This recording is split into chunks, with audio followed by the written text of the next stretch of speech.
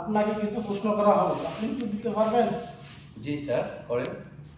চট্টগ্রাম শহরে কয়টা কাক আছে? চট্টগ্রাম শহরে কাক কয়টা? আমার মনে হয় যে ৯,৯৯৯টা কাক আছে। আপনি কিভাবে বুঝবেন ৯,৯৯৯ কাক আছে ওখানে? ধরেন ৯,৯৯৯ থেকে যদি কম যদি হয় তাহলে মনে করবেন দেন ওইখান থেকে বেড়াইতে গেছে কোথাও কাকগুলা।